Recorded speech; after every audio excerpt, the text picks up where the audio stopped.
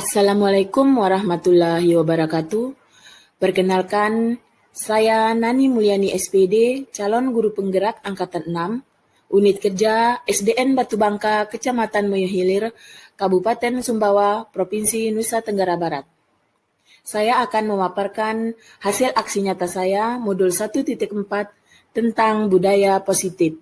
Perkenalkan beliau berdua, Bapak Ignatius Berunani sebagai fasilitator saya, dan Ibu Dwi Eka Setiawati sebagai pengajar praktek saya. Rancangan tindakan untuk aksi nyata. Latar belakang. Budaya positif di sekolah sangatlah penting untuk mengembangkan murid agar memiliki karakter yang kuat sesuai profil pelajar Pancasila. Untuk membangun budaya positif, sekolah perlu menyediakan lingkungan yang positif, aman, dan nyaman agar murid mampu berpikir, bertindak, merdeka, mandiri, dan bertanggung jawab. Kesadaran akan penerapan disiplin dari murid belum berdasarkan motivasi internal. Posisi kontrol guru pun masih pada tahap sebagai penghukum dan pembuat murid merasa bersalah. Tujuan kita sebagai guru mampu menciptakan murid yang memiliki disiplin diri sehingga bisa berperilaku dengan mengacu pada nilai-nilai kebajikan universal. Membiasakan budaya positif dengan mendiskusikan keyakinan kelas dan menerapkan segitiga restitusi adalah langkah yang paling tepat. Adapun tujuan aksi nyata saya sebagai berikut. 1. Menumbuhkan dan membiasakan budaya positif di sekolah dengan meyakini nilai-nilai kebijakan universal. 2. Menguatkan peran kontrol guru melalui penerapan segitiga restitusi.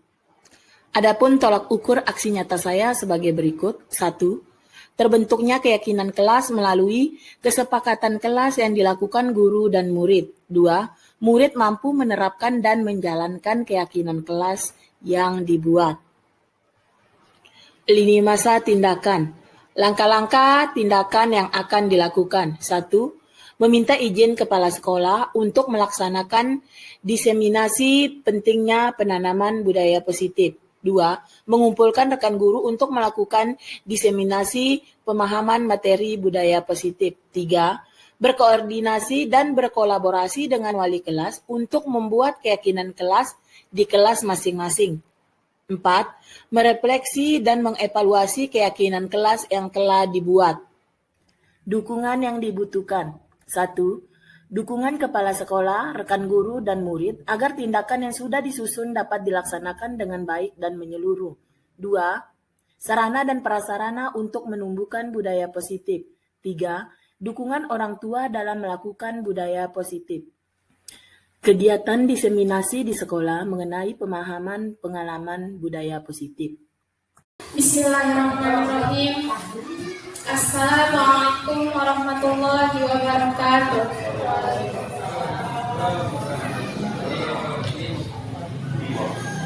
Alhamdulillahirabbil alamin. Wassalatu wassalamu ala asyrofil anbiya'i wal mursalin wa ala alihi wa sahbihi ajmain. Amma ba'd. Yang saya hormati Ibu Kepala Sekolah serta teman-teman yang insyaallah dirahmati Allah. Puji syukur saya panjatkan kehadiran Allah Subhanahu wa taala yang telah memberikan kita nikmat kesempatan sehingga kita dapat hadir dalam acara diseminasi pemahaman, pengalaman, dan penerapan budaya positif. Sholawat serta salam tak lupa pula kita panjatkan kepada Nabi Allah, yakni Nabi Muhammad Sallallahu Alaihi Wasallam, yang telah membawa kita dari alam kejahiliaan menuju alam yang terang benderang seperti yang kita rasakan pada saat ini. Bapak Ibu sama-sama kami hormati. Baiklah, adapun susunan kegiatan pada acara pada hari ini yaitu pembukaan. Marilah kita buka acara ini dengan sama-sama melafazkan basmalah. Bismillahirrahmanirrahim. Untuk acara selanjutnya yaitu kegiatan inti, di mana pada kegiatan ini akan disampaikan oleh Ibu Nani Mulyani. Kepada beliau disilakan. warahmatullahi wabarakatuh. Yang saya hormati Ibu Kepala Sekolah dan Bapak Ibu Guru yang sama-sama saya hormati pula. Alhamdulillah di pagi hari ini kita diberi kesempatan dan kesehatan sehingga dapat berkumpul di dalam kelas ini untuk mengikuti kegiatan diseminasi. Kegiatan ini merupakan salah satu tugas aksi nyata saya dalam pendidikan calon guru penggerak. Untuk diketahui, dalam pendidikan calon guru penggerak, saya sudah menyelesaikan satu modul, yaitu modul 1, yang terdiri dari beberapa submodul, dari modul 1.1 sampai 1.4. Ini merupakan modul terakhir, yaitu tentang budaya positif. Bapak Ibu, di sini saya ditugaskan untuk melakukan pembahasan tentang apa yang sudah saya pelajari mengenai budaya positif. Selanjutnya, saya ucapkan selamat datang para guru hebat SDN Batu Bangka, Kecamatan Wirilin. Mari kita belajar bersama, berkolaborasi, saling mendukung dan mewujudkan disiplin positif di sekolah kita tercinta ini. Yang akan saya bahas di sini mengenai konsep utama modul budaya positif. Dalam modul budaya positif ini ada 7 konsep. Yang pertama, perubahan paradigma belajar. Yang kedua, disiplin positif. Yang ketiga, kebutuhan dasar manusia.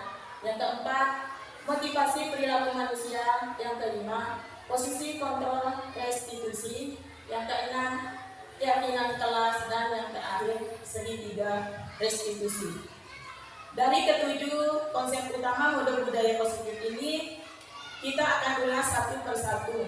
Dan mungkin Bapak Ibu sudah banyak belajar sebelumnya dari saya tentang budaya positif ini. Jadi, di sini saya mengajak Bapak Ibu untuk sharing bersama. Sebelumnya saya minta maaf kepada Bapak Ibu, bukan maksud saya untuk menggurui atau punya pengetahuan lebih tentang budaya positif ini. Tapi di sini saya mengajak Bapak dan Ibu untuk berdiskusi dan belajar bersama.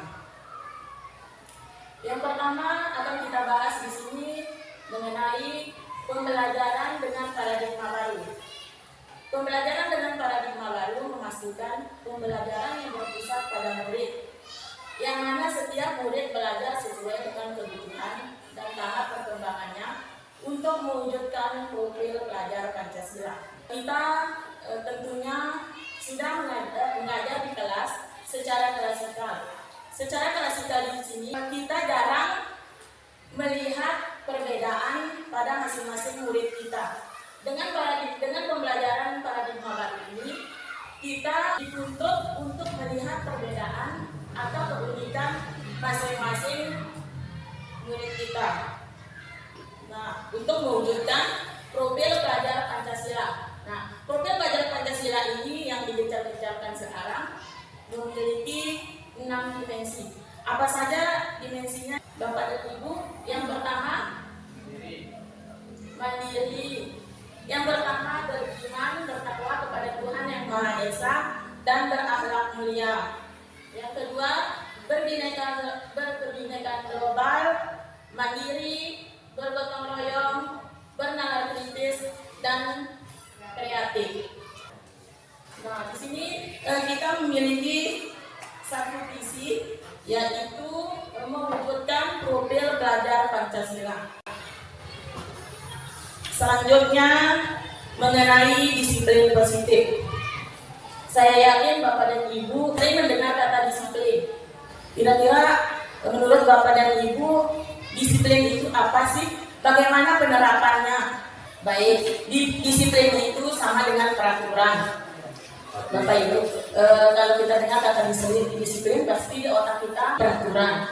Nah, dalam budaya kita, makna disiplin adalah sesuatu yang dilakukan seseorang pada orang lain untuk mendapatkan kepatuhan. Kita cenderung menghubungkan kata disiplin dengan ketidaknyamanan. Anak-anak kalau mendengar kata peraturan, pasti mereka akan merasa tertekan. Bapak Ibu ya. Nah, ini merupakan disiplin ini sama dengan ketidaknyamanan. Nah, sebagai guru, tujuan kita adalah menciptakan murid yang memiliki disiplin diri sehingga mereka bisa berperilaku dengan mengacu pada nilai-nilai kebajikan universal dan memiliki motivasi intrinsik bukan ekstrinsik. Nah, motivasi intrinsik ini berarti motivasi dari dalam diri siswa. Kalau yang ekstrinsik dari luar diri, contohnya anak-anak sekarang mau mengerjakan tugas karena apa? Takut dihukum. Nah, itu merupakan contoh motivasi ekstrinsik. Kalau intrinsiknya, contohnya, anak-anak sekarang mengerjakan tugas karena memang itu merupakan tanggung jawab mereka. Baik, nah, disiplin positif merupakan salah satu cara untuk menumbuhkan kesadaran serta memberdayakan murid untuk melakukan sesuatu tanpa ancaman atau hukuman. Nah, dalam disiplin positif ini kita dituntut untuk menumbuhkan kesadaran kepada anak didik kita. Nah, bukan disiplin ini menumbuhkan rasa takut kepada anak-anak, tapi menumbuhkan karakter tanggung jawab anak-anak. Selanjutnya mengenai kebutuhan dasar manusia. Kita sebagai manusia pasti memiliki kebutuhan dasar. Yang pertama, bertahan hidup. Bertahan hidup ini berhubungan dengan fisik. Kita butuh makan, butuh minum, butuh pakaian, butuh tempat tinggal. Nah, ini merupakan kebutuhan sandang, pangan, dan papan. Kemudian yang kedua, kebutuhan kasih sayang dan rasa diterima. Kita sering menjumpai anak-anak kita yang butuh perhatian, yang ingin kita perhatikan. Nah, ini mereka membutuhkan kasih sayang dan perhatian dari kita. Kemudian yang ketiga, penguasaan. Biasanya kita menemukan anak-anak kita yang ingin menang sendiri. Nah, ini merupakan kebutuhan penguasaan. Yang keempat, kebutuhan akan kebebasan. Anak-anak kita ini ingin bebas dalam belajar, dia tidak mau dikekang. Itulah yang dinamakan kebebasan. Tapi kebebasan yang beraturan. Kemudian kesenangan, bukan kesenangan. Di dalam kelas biasanya anak-anak mengerjakan tugas yang kita berikan sehingga mereka merasa jenuh. Nah, dari situ biasanya mereka diem aja pas kita menerangkan. Seharusnya kita sebagai guru itu harus peka terhadap apa yang mereka lakukan, dan itu kita harus memodifikasi pembelajaran kita. Selanjutnya, dari kebutuhan yang jelas kita akan memiliki motivasi. Motivasi perilaku manusia. Motivasi itu sendiri adalah dorongan yang timbul pada diri seseorang secara sadar atau tidak sadar untuk melakukan sesuatu tindakan dengan tujuan tertentu. Yang pertama, menghindari ketidaknyamanan dan hukuman. Murid melakukan disiplin diri karena ia takut dihukum. Ini merupakan, tadi sudah saya jelaskan, ini merupakan motivasi ekstrinsik. Berarti bukan disiplin dari dalam diri mereka. Yang kedua, mendapat imbalan atau penghargaan dari orang lain. Nah, kita pasti sering melakukan, siapa yang duluan selesai? Ibu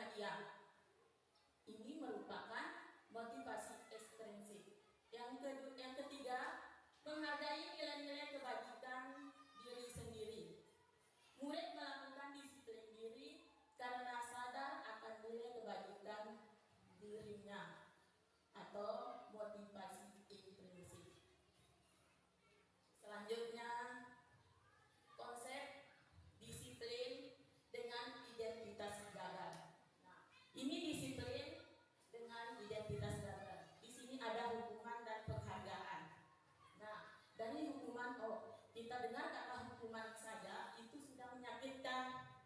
Ada rasa tidak nyaman. Murid pun merasa takut dengan hukuman ini. Nah, hukuman juga memaksa.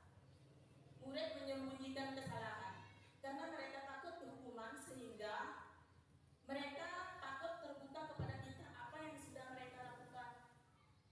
Kemudian murid menjadi rendah diri. Inilah konsekuensi dengan identitas gagal yang merupakan hukuman. Kemudian yang kedua, penghargaan. Penghargaan ini tidak efektif, Bapak Ibu. Ternyata tidak efektif. Dan yang kedua, merusak hubungan. Nah, kalau ada satu anak yang kita kasih hadiah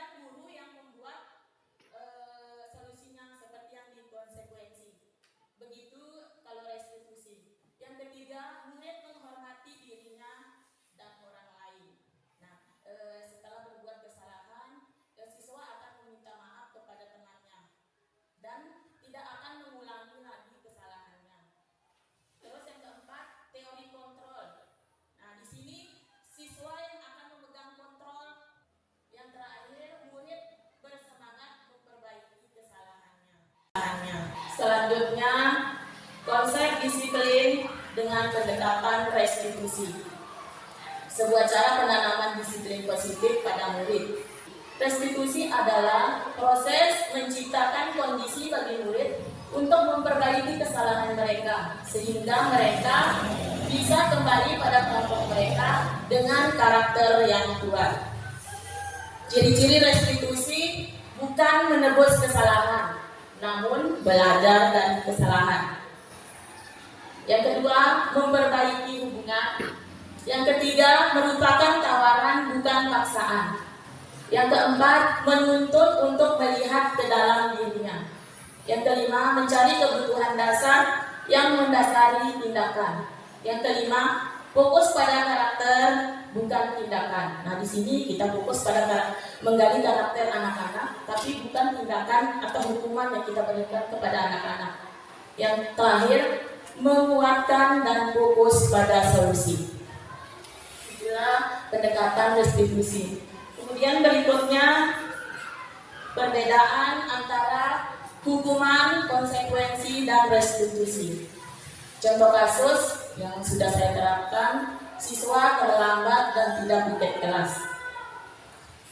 Kalau saya memakai hukuman, selama ini saya yakin yang kita gunakan adalah hukuman, Bapak Ibu ya.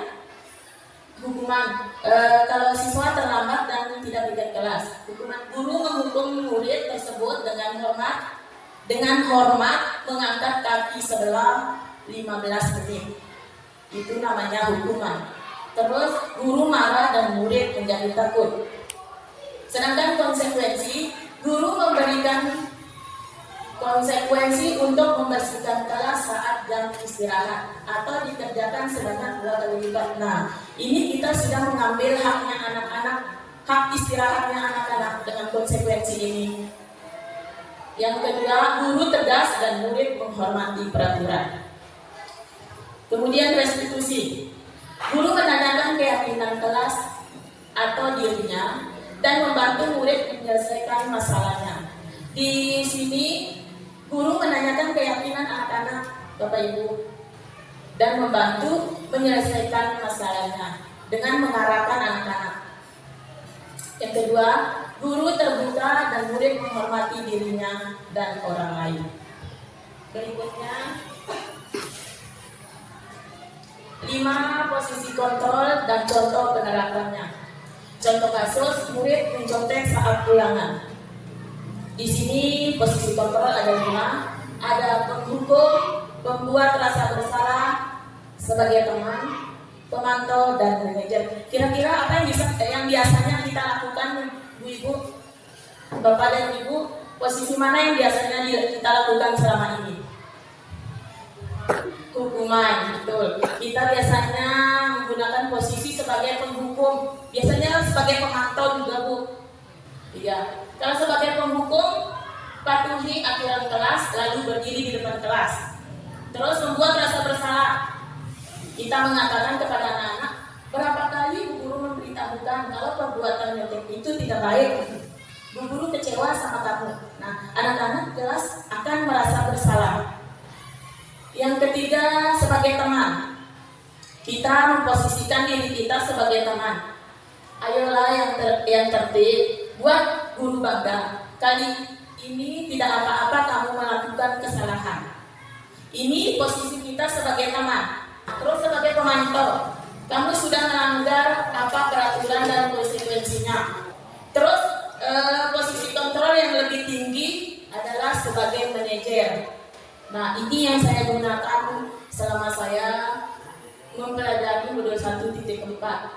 Memposisikan diri sebagai manajer. Apa kamu tahu kesalahanmu? Kira-kira bagaimana kamu akan memperbaiki kesalahan ini? Nah, di sini kita sebagai guru menanyakan langsung kepada anak-anak. Yang berikutnya, keyakinan kelas. Mengapa keyakinan kelas? Mengapa tidak peraturan kelas? Di sini kita menggunakan keyakinan kelas. Nah, di sini saya ada pertanyaan pemantik. Mengapa kita memiliki peraturan tentang penggunaan helm saat mengendarai motor? Kenapa Bapak Ibu kita menggunakan helm saat mengendarai motor. Nah, untuk keamanan. Berikutnya kegiatan membuat keyakinan kelas sudah saya lakukan bersama siswa. Yang pertama, berdiskusi tentang peraturan apa yang akan kita gunakan di kelas. Seperti itu Bapak Ibu, setelah saya berdiskusi, saya membagikan kertas kepada anak-anak apa peraturan yang mereka buat sesuai dengan keadaan di kelas kita. Kemudian anak-anak menempel di papan tulis. Selanjutnya kami merumuskan peraturan menjadi keyakinan. Kemudian menempelkan keyakinan kelas. Seperti yang ada di samping, saya sudah menempelkan keyakinan kelas bersama anak-anak. Ini keyakinan kelas yang saya buat menggunakan aplikasi Canva. Nanti bapak-bapak dan ibu di kelas, kita bisa sharing mengenai cara membuat keyakinan kelas. Ini keyakinan kelas 6. Ini contohnya Bapak Ibu. Kemudian bagaimana pembentukan keyakinan kelas? Keyakinan kelas lebih abstrak dari peraturan. Umpamanya anak-anak sudah kita bagikan kertas. Umpamanya begini, kalau kita melewati guru harus hormat. Umpamanya anak-anak menempelkan di papan. Yang kedua, berupa pernyataan. Yang ketiga, dibuat dalam bentuk positif. Yang keempat, singkat agar mudah diingat. Dan yang kelima, sesuai dengan kondisi kelas atau sekolah agar mudah diterapkan. Yang keenam, semua warga kelas atau sekolah dilibatkan saat membuat. Nah, saat kita membuat keyakinan kelas, jangan hanya guru aja yang membuat. Kita harus melibatkan anak-anak karena keyakinan kelas ini merupakan tanggung jawab semua warga yang ada di dalam kelas tersebut. Nah, di sini ada segitiga restitusi. Kalau ada masalah, saya menggunakan segitiga restitusi. Proses penciptaan kondisi sebagai murid untuk memperbaiki kesalahannya sehingga karakter mereka lebih kuat ketika kembali ke kelompoknya. Langkah-langkah segitiga restitusi. Yang pertama, menstabilkan identitas. Kita semua akan melakukan hal terbaik yang bisa kita lakukan. Kalau anak-anak melakukan kesalahan, kita menstabilkan identitasnya dulu. Dengan kata seperti ini, ibu juga pernah melakukan kesalahan. Sehingga anak-anak nanti akan terbuka apa kesalahan yang mereka lakukan. Terus validasi tindakan yang salah. Semua perilaku memiliki alasan. Nah, nanti kita pancing anak-anak, kita arahkan anak-anak supaya mereka lebih terbuka apa alasan mereka sehingga melakukan kesalahan tersebut. Yang ketiga, menanyakan keyakinan. Nah, kita sudah membuat keyakinan kelas.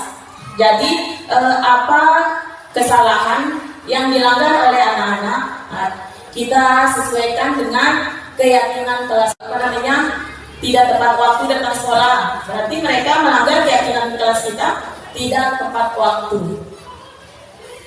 Kemudian di sini saya ada contoh penerapan segitiga restitusi yang sudah saya laksanakan di kelas. Arman tahu tidak kenapa dipanggil di sini? Tidak tahu. Tadi saat ulangan di kelas, ibu melihat Arman melihat jawabannya salah-salah atau menyontek. Oh, tidak nak. Setiap manusia pernah melakukan kesalahan. Ibu juga pernah melakukan kesalahan. Arman melakukan hal itu pasti ada alasannya. Kalau ibu boleh tahu, kenapa Arman?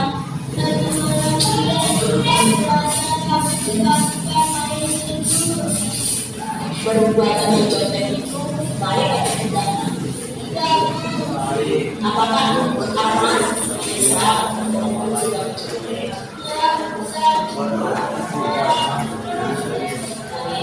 masih ingat tidak keyakinan sekolah kita yang sudah disepakati? Apa keyakinan kita yang sudah kita sepakati bersama? Nyata awalnya sebenarnya kamu yakin sifat jujur itu baik untuk kita. Jadi kalau Arman sudah yakin, apa yang akan Arman lakukan agar tidak mencontek? Karena mencontek itu adalah perbuatan yang tidak baik. Saya akan belajar dengan mengetahui sebabnya dan cara Kedua, kapan Arman akan melakukan yang Arman lakukan ini? Mulai dari ini, Arman akan belajar mengajarkan semangatnya dan dimana. Terima kasih Arman. Ibu yakin Arman akan menjadi anak yang lebih baik lagi, patuh kepada orang tua dan menjadi anak yang baik. Semangat ya nak. Thank you. Itulah tadi contoh penerapan segitiga restitusi yang sudah saya laksanakan di kelas. Program penerapan disiplin positif ini hendaknya guru memiliki standar kepribadian, profesional, dan sosial yang baik, di mana guru mampu berefleksi pada posisi kontrolnya saat ini. Bagaimana perjalanan dirinya sebagai seorang among atau posisi manajer yang menuntun murid-murid menjadi manusia yang mandiri, merdeka, dan bertanggung jawab. Semoga kegiatan kita hari ini membawa manfaat sehingga dapat mewujudkan belajar profil Pancasila. Salam Merdeka Belajar. Terima kasih. Semoga apa yang sudah saya sampaikan tadi dapat bermanfaat buat Bapak dan Ibu guru. Apabila ada salah kata, saya mohon maaf. Wabillahi taufiq wal hidayah. Wassalamualaikum warahmatullahi wabarakatuh. Itulah tadi pemaparan yang telah disampaikan oleh Ibu Nani Mulyani. Kepada beliau disampaikan terima kasih. Selanjutnya kita masuk pada sesi tanya jawab. Kepada Bapak Ibu yang ingin bertanya, disilahkan. Assalamualaikum warahmatullahi wabarakatuh. Waalaikumsalam warahmatullahi wabarakatuh. Terima kasih yang diberikan kesempatan kepada saya. Dulu kita berikan peringkat pertama, peringkat kedua, dan peringkat ketiga. Kalau menurut kami sebagai Bapak Ibu guru, bahwa peringkat itu adalah cara untuk memotivasi, karena kalau tidak ada peringkat, otomatis anak-anak ini akan tidak ada beban di dalam baik belajar di rumah, di sekolah, maupun belajar di rumah, karena dianggap belajar ini biasa-biasa saja.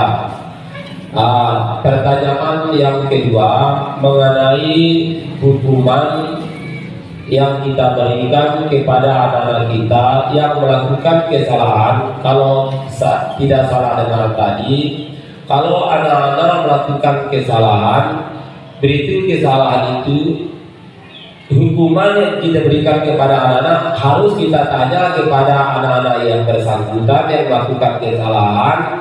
Kalau menurut kami sebagai Bapak Ibu guru, berarti ketentuan yang kita ketentuan yang kita lakukan di sekolah kita itu berarti tidak ada artinya kalau masih kita berpatokan kepada anak-anak yang melakukan kesalahan. Cuma itu saja yang bisa saya sampaikan. Sekian, wabillahi taufiq wal hidayah. Wassalamualaikum warahmatullahi wabarakatuh. Terima kasih kepada Pak En Saleh. Pertanyaannya sangat luar biasa, Pak. Yang pertama tadi pemberian ranking. Di sini seperti yang kita ketahui dulu kita menggunakan sistem ranking. Sedangkan sekarang sistem ranking itu sudah tidak kita gunakan karena ini bisa mematikan kreativitas anak-anak seperti yang saya jelaskan tadi. Nah, anak-anak yang sudah mendapatkan ranking 1, 2, atau 3, nanti mereka, oh saya di kelas memang saya di kelas ini sudah saya yang terbaik. Berarti untuk kedepannya nanti mereka ini bukan tidak mau belajar ya Pak, kemungkinan mereka ini saya harus ada saya belajar, soalnya tetap saja saya yang juara 1 nanti. Jadi itu yang kita gunakannya, kita mengatakan bahwa menghukum dengan sistem ranking. Karena anak-anak kita ini tidak ada anak-anak yang lahir langsung pintar, Bapak Ibu. Tidak ada anak-anak yang lahir langsung pintar. Anak-anak kita ini semuanya istimewa. Jadi sistem ranking ini dikatakan menghukum karena ini bisa membuat anak-anak lain, siswa lain yang tidak mendapatkan ranking, bisa saja mereka down. Ini memang bagus untuk memancing motivasi anak dalam belajar, tapi ini Pak dalam jangka pendek.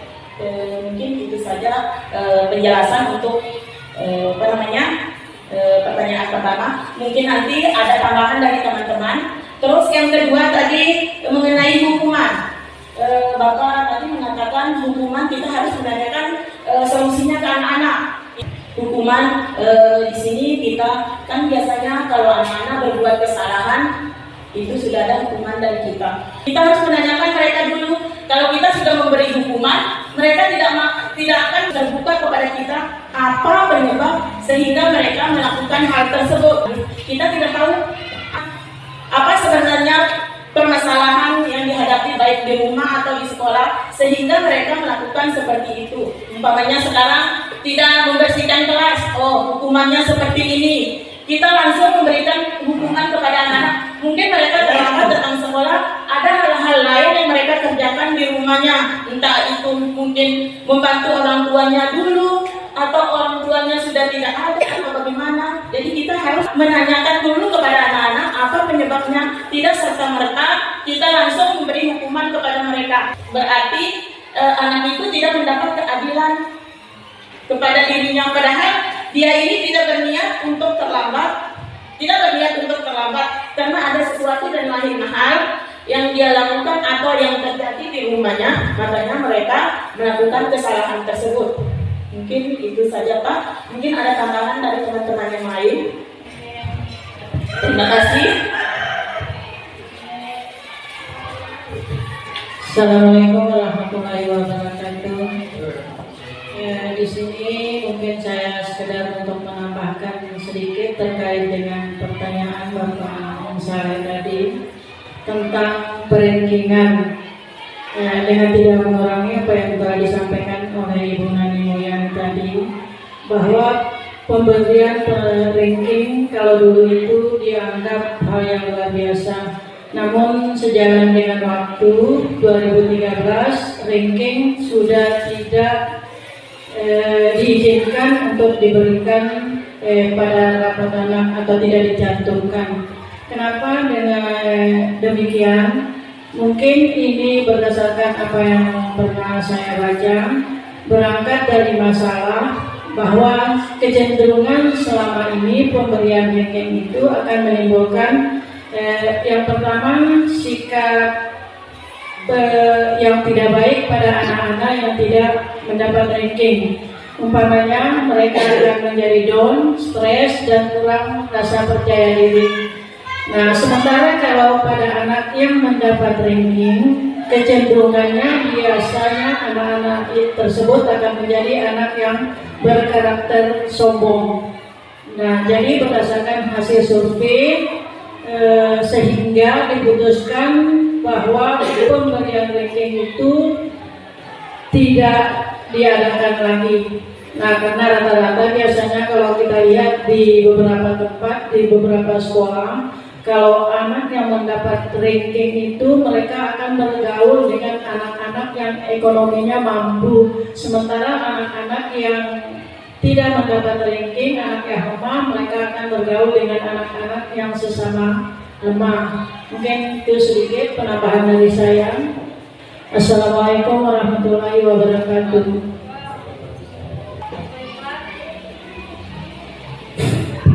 Baiklah, terima kasih kepada Bapak Ibu yang sudah bertanya ataupun menambah jawaban dari Ibu Nani Mulyani. Apakah ada dari Bapak Ibu yang ingin bertanya lagi? Bapak Ibu, dengan berakhirnya sesi tanya jawab tadi, maka berakhir pula acara kita pada hari ini.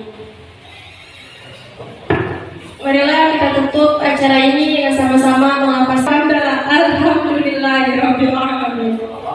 Maaf apabila ada salah kata, wabillahi muwaffiq ila sabili rasyad. Wassalamualaikum warahmatullahi wabarakatuh. Assalamualaikum warahmatullahi wabarakatuh. Salam sejahtera semuanya. Perkenalkan, nama saya Hidayati SPD, Kepala Sekolah Dasar Negeri Batu Bangka, Kecamatan Moyo Hilir. Saya kepala sekolah dari Ibu Nani Mulyani SPD, salah seorang guru yang bertugas di Sekolah Dasar Negeri Batu Bangka yang telah berhasil lulus mengikuti seleksi calon guru penggerak angkatan ke-6 dan sekarang sedang mengikuti pendidikan sebagai calon guru penggerak. Saya bangga dengan guru-guru yang ada di SD Negeri Batu Bangka, khususnya dan teristimewa pada Ibu Nani atas kinerjanya dan loyalitasnya yang luar biasa kepada Sekolah Dasar Negeri Batu Bangka. Terlebih lagi setelah Ibu Nani mengikuti pendidikan program guru penggerak, pengimbasan yang dilaksanakan oleh Ibu Nani di sekolah disaksikan dan dirasakan langsung oleh semua warga sekolah. Terbukti dengan adanya perubahan budaya positif pada semua peserta didik. Anak-anak lebih disiplin, memiliki motivasi yang datang dari dalam dirinya, dan karakter mereka lebih kuat. Dan mudah-mudahan ini juga akan menjadi motivasi bagi guru-guru yang lain yang ada di Sekolah Dasar Negeri Batu Bangka. Semoga pengimbasan ini bersifat permanen, yang walaupun pendidikan guru penggerak ini telah selesai, tetapi tetap melaksanakan budaya positif. Demikian, wabillahi taufiq wal hidayah. Wassalamualaikum warahmatullahi wabarakatuh. Bismillahirrahmanirrahim. Assalamualaikum warahmatullahi wabarakatuh.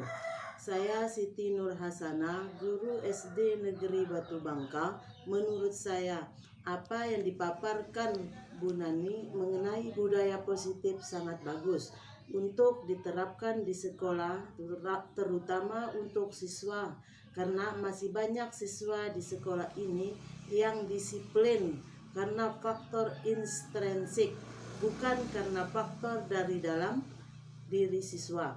Untuk kami guru, dengan diseminasi ini yang dilaksanakan Ibu Nani, kita jadi lebih tahu posisi kontrol kita kepada siswa. Semoga dengan adanya diseminasi ini, kita dapat membina siswa menjadi berkarakter sesuai dengan harapan kita. Terima kasih. Assalamualaikum warahmatullahi wabarakatuh.